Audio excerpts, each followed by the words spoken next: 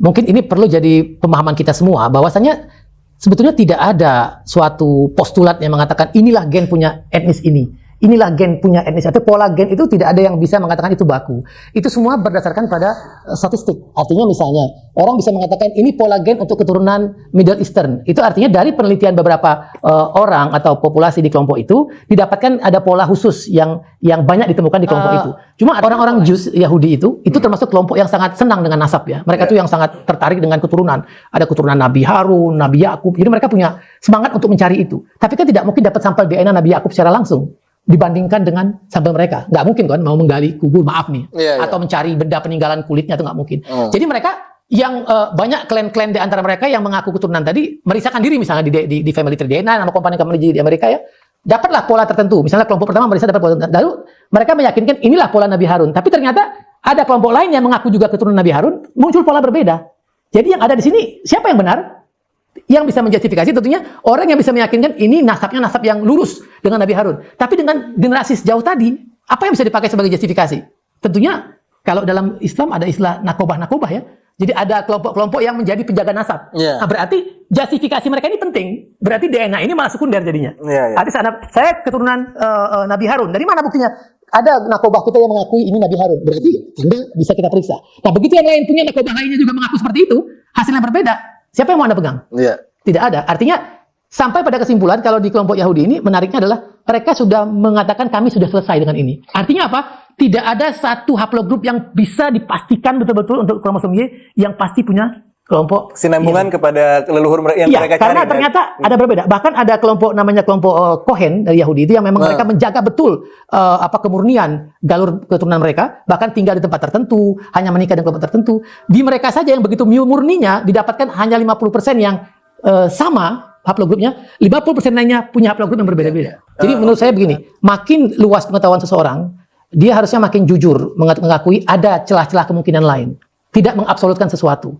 Karena biasanya justru yang langsung mengatakan ini benar itu salah itu yang tidak luas pengetahuannya, karena mereka terlalu terpaku dengan yang mereka tahu saja, sehingga tidak membuka wawasan dengan kemungkinan-kemungkinan yang lain. Jadi saya kira kedewasaan dalam berilmu itu penting.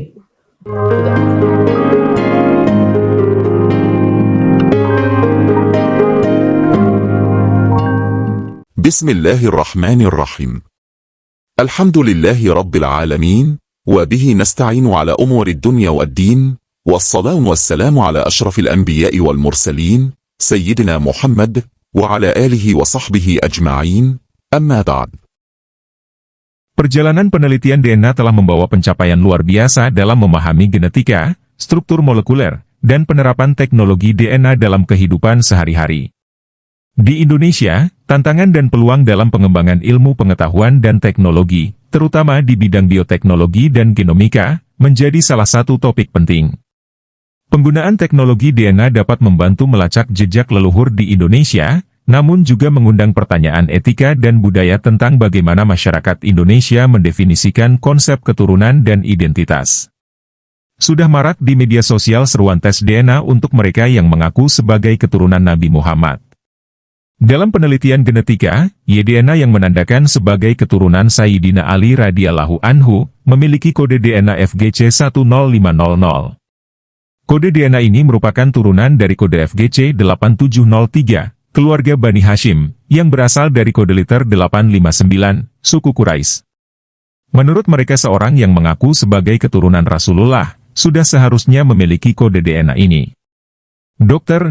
Zen Hafi, S.Ag, M. Biomed, seorang peneliti di bidang DNA dan biomolekuler, memberikan pandangan dan pengamatannya mengenai beberapa isu terkait. Menurutnya, walaupun pemeriksaan DNA merupakan metodologi yang diakui secara saintifik mampu digunakan untuk melacak jejak leluhur, namun kendala terkait sulitnya mengumpulkan sampel yang bisa merepresentasikan populasi yang diinginkan yang menyulitkan pengidentifikasian. Simak uraian lengkapnya dalam tayangan ini. 46 dan normal. Oke, Dok, berarti dari penjelasan dokter tadi berkaitan kromosom perempuan laki 23 dan perempuan 23 menjadi satu. Apakah proses penelitian DNA ini bisa dijadikan alat untuk meneliti leluhur seseorang dan lain-lain?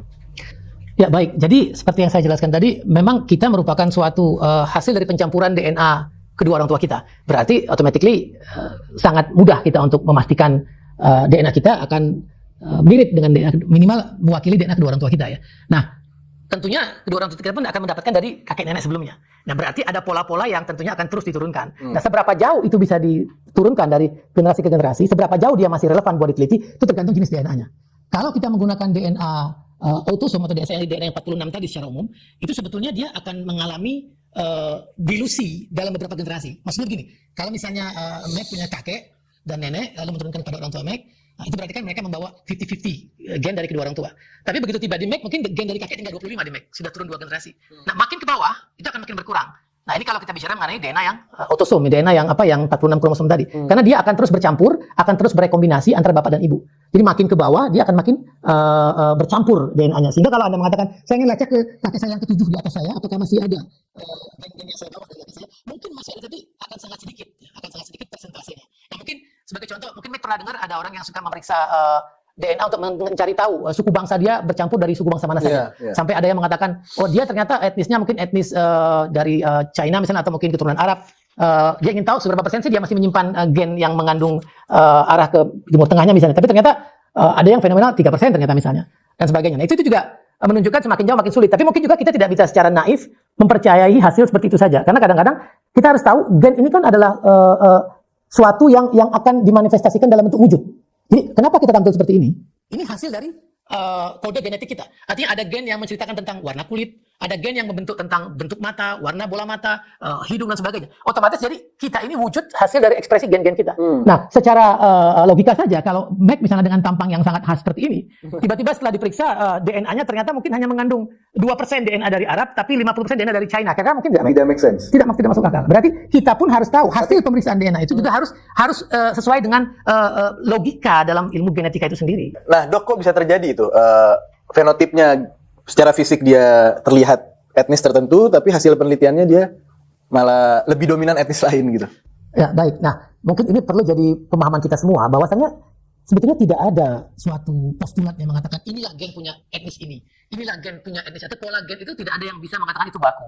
Itu semua berdasarkan pada statistik. Artinya misalnya orang bisa mengatakan ini pola gen untuk keturunan Middle Eastern. Itu artinya dari penelitian beberapa orang atau populasi di kelompok itu didapatkan ada pola khusus yang banyak ditemukan di kelompok itu. Cuma artinya pola ini bisa jadi juga ditemukan di tempat yang lain, tapi dominan di situ. Jadi artinya itu merupakan referensi hasil dari kumpulan pemeriksaan sebelumnya. Nah, berarti logikanya adalah kalau suatu perusahaan yang melakukan pemeriksaan DNA tadi, mereka cukup banyak pengalamannya, cukup banyak memeriksa berbagai etnis dengan jumlah yang cukup besar, database mereka makin baik.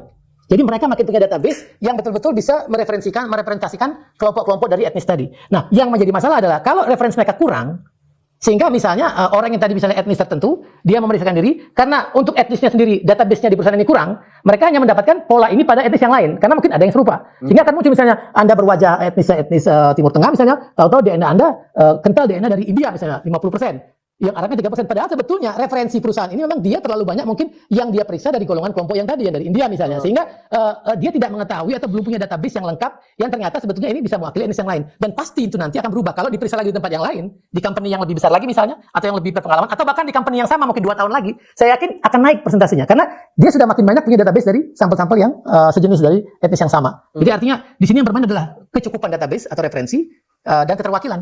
Jadi memang tidak ada yang mutlak di sini. Artinya tinggal kita menggunakan sense juga. Kalau Anda dari etnis tertentu harusnya genotipnya juga akan mengarah pada fenotipnya. Tidak bisa dipisahkan begitu saja. Kecuali nanti kalau yang diperiksa adalah kromosom Y atau DNA mitokondria. Ini lain lagi. Kita belum bahas sekarang. Yang kita akan mungkin bisa mengalir ke situ. Oke, Dok. Jadi karena terlalu banyaknya variabel dan kompleksitas, itu berat atau sulit untuk menjadikan penelitian DNA untuk men-trace etnis atau leluhur seseorang kan, dari yang dokter jelaskan. Nah, apa bedanya yang dokter mention tadi berkaitan dengan kromosom dan yang tadi apa, Dok? DNA mitokondria. DNA mitokondria. Itu apa perbedaannya? Kenapa menjadi berbeda?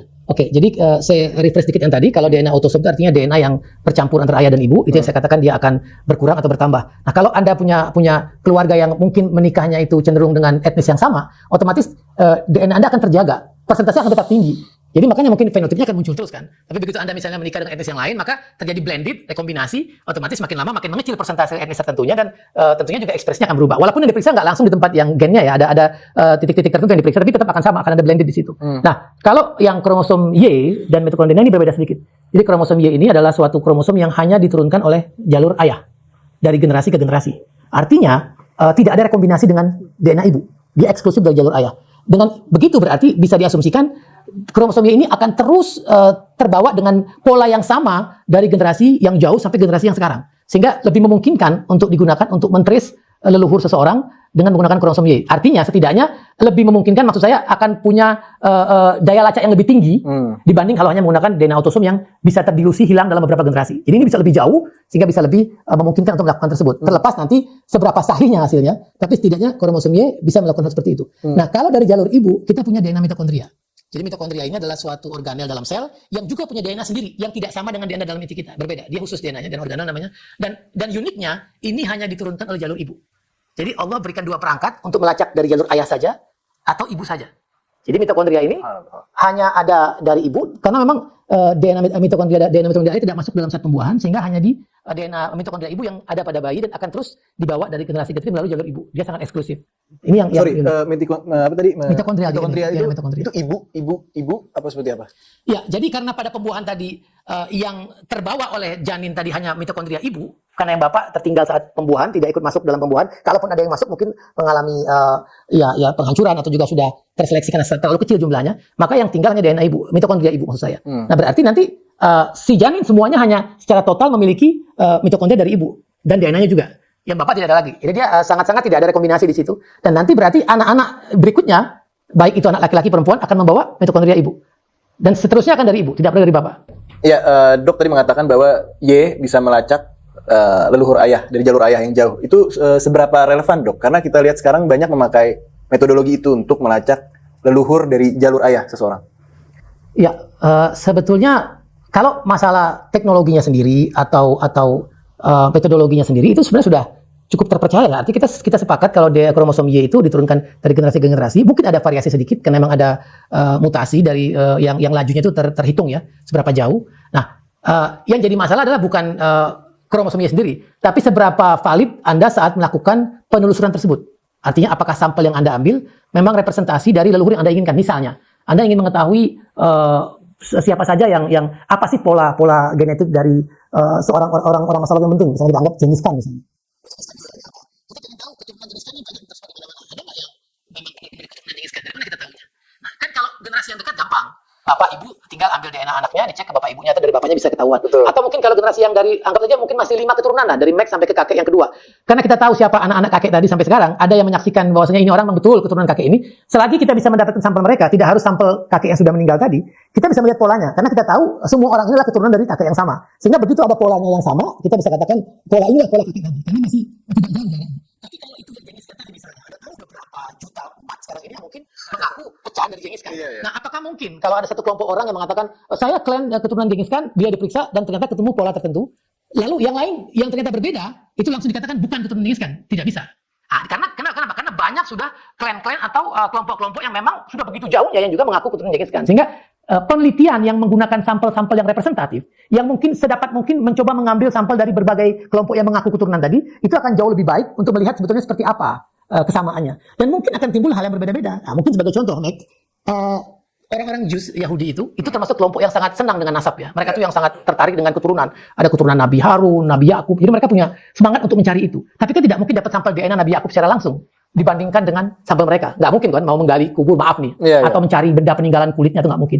Jadi mereka yang banyak klan-klan di antara mereka yang mengaku keturunan tadi meriksakan diri misalnya di Family Tree DNA, nama company di Amerika ya, dapatlah pola tertentu. Misalnya kelompok pertama meriksa dapat pola tertentu. Lalu mereka meyakinkan inilah pola Nabi Harun. Tapi ternyata ada kelompok lain yang mengaku juga keturunan Nabi Harun, muncul pola berbeda. Jadi yang ada di sini siapa yang benar? Yang bisa menjustifikasi tentunya orang yang bisa meyakinkan ini nasabnya nasab yang lurus dengan Nabi Harun. Tapi dengan generasi sejauh tadi, apa yang bisa dipakai sebagai justifikasi? Tentunya kalau dalam Islam ada istilah nakobah ya. Jadi ada kelompok-kelompok yang menjadi penjaga nasab. Nah, berarti justifikasi mereka ini penting. Berarti DNA ini malah sekunder jadinya. Ada saya keturunan Nabi Harun. Dari mana buktinya? Ada nakobah kita yang mengakui ini Nabi Harun. Berarti Anda bisa kita periksa. Nah, begitu yang lain punya nakobah lainnya juga mengaku seperti itu, hasilnya berbeda. Siapa yang mau Anda pegang?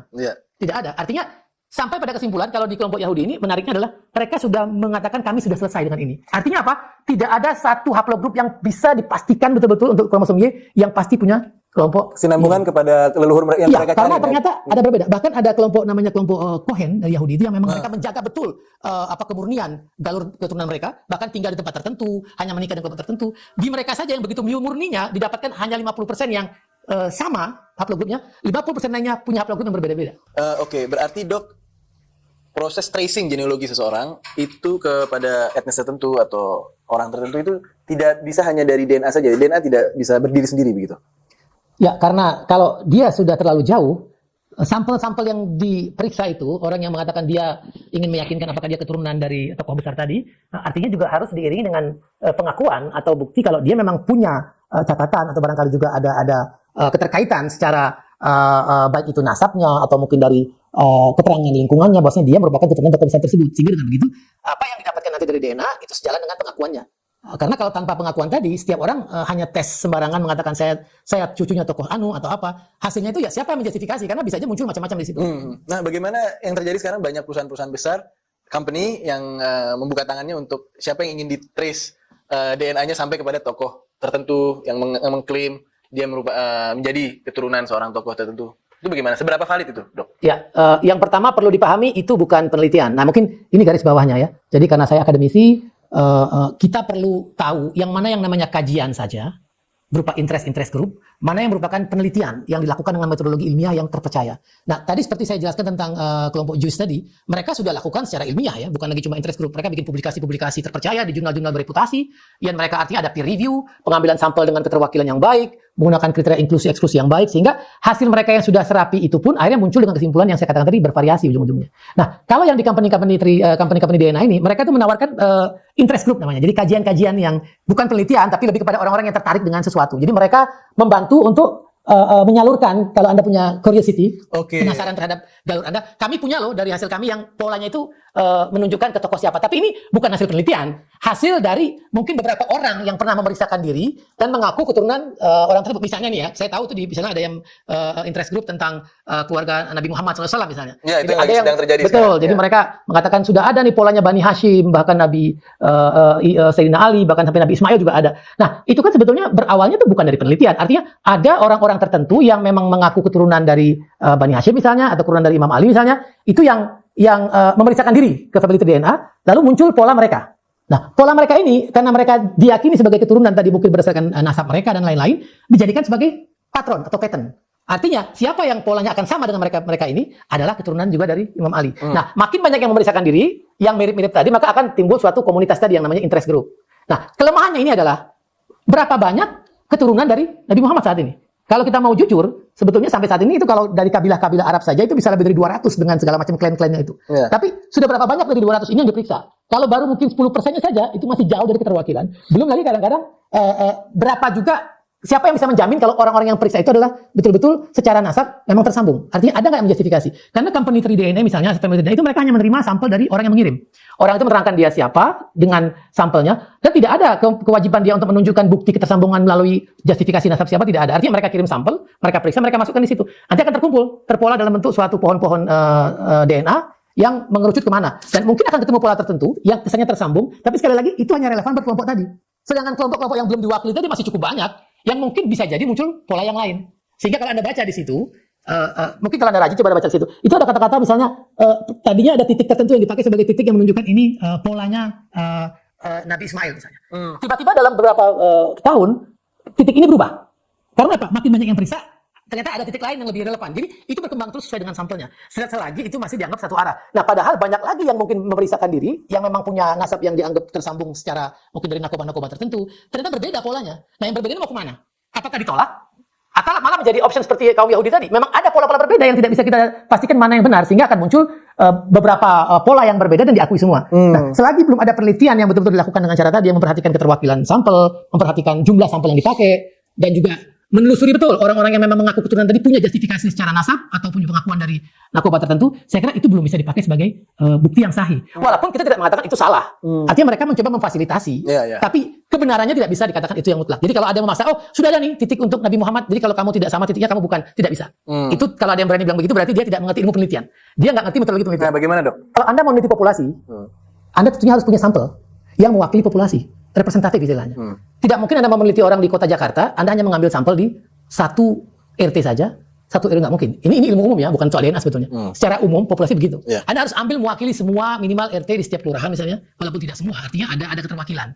Dan mempertimbangkan banyak hal lagi. Misalnya keterwakilan tadi apakah dia penduduk migran atau dia, artinya banyak hal-hal yang perlu dilacak agar dapat sampel-sampel yang memang representatif mewakili apa yang kita inginkan tadi. Nah, dengan begitu hasil kita akan valid. Apalagi ini baca keturunan seseorang tadi yang jauh tadi itu. Butuh betul pengakuan, kan sulit, artinya justifikasi untuk mengatakan orang yang sudah 40 generasi misalnya, apakah masih sahih dia punya keturunan tadi, itu butuh pencatatan yang lengkap atau punya saksi-saksi yang lengkap. Nah, ini yang saya mengatakan tadi, DNA itu kalau untuk yang jauh butuh pendamping yang menjustifikasi siapa sampel ini. Tidak bisa ujuk-ujuk orang dari mana-mana muncul mengaku saya keturunan, saya mau periksa. Anda mungkin tahu kalau di penelitian ada 95% confident interval istilah. Yeah. Jadi studi yang sebaik apapun masih mengatakan ada celah 5%. Apalagi yang bukan studi seperti ini, yang hanya interest group. Okay. Artinya kemungkinan salahnya pasti ada. Jadi agak terlalu naif kalau ada memaksa misalnya, Met, kamu periksa dong kalau kamu ngaku keturunan Nabi, harusnya kamu polanya ini. Tidak bisa. Artinya karena saya nggak Ini dokter mention Yahudi dari keturunan Cohen yang menjaga Itu hingga masih satu muncul daerah variasi. tertentu menikah di antara mereka masih memiliki hasil yang berbeda-beda. sangat variasi. Jadi yang salah bukan DNA. Jadi bukan saya mengatakan oh berarti nggak valid, bukan begitu. DNA-nya mungkin valid, tapi ternyata metodologi penelitian itu nggak mudah. Makin jauh trace-nya itu makin susah. Kitanya yang terbatas, bukan DNA-nya. DNA-nya valid, harus memang ada itu ya bagus sebagai penulis, tapi kita terbatas. Makanya yang kita mampu mungkin cuma sampai 7, 10. Jauh dari itu ya kalau kita mampu silakan, tapi jangan pernah mengatakan pasti. Kelemahannya ada. Jadi mungkin kalau saya diperiksa DNA saya misalnya keluar pola tertentu, saya nggak pernah mengatakan saya berani keturunan siapa dengan pasti, tapi saya juga tidak bisa mengatakan kalau orang lain yang berbeda juga bukan dari keturunan itu. Artinya semua punya kemungkinan salah di situ. Selagi kita tidak pernah punya sampel asli dari leluhur kita tersebut. Oh, source-nya itu Itu yang paling tepat. Nanti kenapa Anda bisa mengatakan Anda anak ayah ibu Anda? Karena Anda ambil sampel ayah Anda dibanding Anda kan? Atau misalnya kakak Anda. terjadi, Dok. Maksudnya bagaimana? Anggap terjadi. Anda mendapatkan sampelnya. Sampelnya. Misalnya ada tokoh besar yang kuburannya masih ada. Misalnya maaf. Iya. Anda bisa ambil sedikit sampel sampelnya dari Genghis Khan. Oke, mungkin tulangnya atau apa. Iya. Selagi itu bisa masih sampelnya masih dalam kondisi yang baik untuk bisa diisolasi DNA-nya, itu bisa di tracing. Artinya kita akan ketemu pola DNA dari sampel yang sedikit tadi itu, dan pola ini pola yang paling sahih. Kenapa? Dari orangnya betul. Oh. Tinggal Anda pastikan benar nggak di kuburan Genghis Khan. Ya, kalau memang pasti dia betul-betul ini punya Genghis Khan, Anda dapat sedikit tulangnya saja untuk Anda periksa, maka semua orang yang punya pola sama sahih. Itu pun tapi orang harus verifikasi apakah ini benar tulangnya. Satu itu, kedua apakah ada kontaminasi? Sekali lagi, karena banyak kalau yang sampel yang dengan kadar yang sudah jelek seperti itu kan udah tua kayaknya itu udah lama ya DNA nggak terlalu bagus sekali. Iya. Kalau nggak rapi-rapi mengerjakannya, ada kontaminasi dari misalnya rambut yang mengerjakan jatuh di lab itu, maka akan tercemar dia. Jadi masih mungkin dia benar, anggap dia memang ada, tapi tetap juga ada faktor lain. Tapi biasanya kalau sudah di lab-lab yang punya akurasi tinggi, mereka sudah bisa kontrol itu. Jadi mungkin saya katakan misalnya ada sampel dari Fir'aun, orang ketemu dari mumia, diambil sedikit sampelnya, diperiksa, insya Allah mereka dapatkan yang valid. Nah, keturunannya, siapa yang punya pola yang sama, kita bisa katakan dia hampir pasti memang keturunan dari sampel yang tadi, seperti itu. Okay. Selagi betul seperti itu. Tapi kalau betulnya menggunakan statistik tadi, menggunakan sampel sedikit diambil, itu semua masih akan menimbulkan kerancuan atau tidak ada yang pasti di situ. Hanya kemungkinan saja. Siap, istimewa sekali, Dok. Dok, apakah ada lembaga internasional yang menjamin verifikasi atau validitas genealogi tertentu? Dia sebagai lembaga penelitian genealogi tokoh-tokoh besar begitu. Apakah ada institusinya atau lembaganya di internasional? Ya, jadi ada lembaga yang namanya International Society of Genetic Genealogy. Jadi lembaga ini isinya para pakar genealogi genetik yang melakukan penelitian ya terhadap genealogi di dunia ini. Nah, termasuk dalam website mereka itu mereka mengutip juga dalam wiki ISOC namanya tempat website tadi di tempat mereka. Mereka mengutip semua penelitian maupun kajian-kajian interest group oleh company DNA tadi. Tapi mereka disclaim di situ, ini bukan penelitian. Ini hanya kajian sifatnya. Artinya mereka tidak responsibel menjustifikasi itu benar atau tidak. Bahkan mungkin yang menarik, yang untuk interest group terkait Bani Hashim dan sebagainya tadi, itu jelas sekali. Mereka kutip mengatakan ada kajian terkait tentang titik-titik tertentu yang mengatakan ini adalah milik kelompok Bani Hashim. Tapi di bawahnya mereka mengatakan, namun di samping haplogrup yang dominan, ternyata banyak juga haplogrup yang lain yang ditemukan. Sehingga tidak ada konsensus mana yang mutlak menjadi keturunan dari klan tersebut. Artinya, lembaga sekelas ini yang memang tahu berapa dinamikanya pemeriksaan seperti ini, jelas mengatakan ini bukan penelitian pertama, dan dia bilang dia disclaim ini bukan penelitian, dan mengatakan no konsensus untuk pola yang khas untuk Bani Hashim. Jadi artinya kalau lembaga ini mengatakan begitu, saya kira apa masih penting ya kita meributkan tadi siapa yang benar siapa yang salah di sini. Karena yang punya kompetensi saja tidak berani mengatakan ada konsensus. Bagaimana orang yang tidak paham sesuatu bahkan tidak mengatakan, berani menamakan ini udah pasti. Yang lain dari ini salah, ini betul. Bukan penelitian ya. Jadi menurut saya begini, makin luas pengetahuan seseorang, dia harusnya makin jujur mengakui ada celah-celah kemungkinan lain. Tidak mengabsolutkan sesuatu. Karena biasanya justru yang langsung mengatakan ini benar itu salah itu yang tidak luas pengetahuannya karena mereka terlalu terpaku dengan yang mereka tahu saja. Sehingga tidak membuka wawasan dengan kemungkinan-kemungkinan yang lain. Jadi saya kira kedewasaan dalam berilmu itu penting. Tidak memaksakan apa yang mereka tahu sebagai sesuatu yang absolut. Siap. Dok, untuk mengakhiri pembicaraan yang luar biasa ini dari uraian dari Dok, mungkin dokter ada kalimat terakhir. Ya, baik. Jadi menurut saya perkembangan ilmu DNA yang segini majunya adalah tentunya punya manfaat yang luar biasa untuk kesehatan, bahkan juga untuk penelusuran keturunan tadi, semua ada manfaat secara sosial juga. Tujuannya baik, penelitian genealogi adalah untuk melihat apakah seseorang itu punya gen dari berbagai macam etnis lainnya, sehingga dengan demikian orang itu tidak merasa eksklusif. Dia merasa menjadi bagian dari etnis-etnis lainnya juga, dan tidak mendiskreditkan etnis yang lain. Yang salah itu adalah kalau ilmu ini malah digunakan untuk mengeksklusikan suatu kelompok, atau dijadikan buat menyerang kelompok lainnya. Jadi ini adalah kesalahan dalam memanfaatkan ilmu yang sebetulnya baik, tapi disimpang siurkan untuk kebutuhan pribadi atau bahkan kepentingan kelompok tertentu. Saya kira demikian dari saya.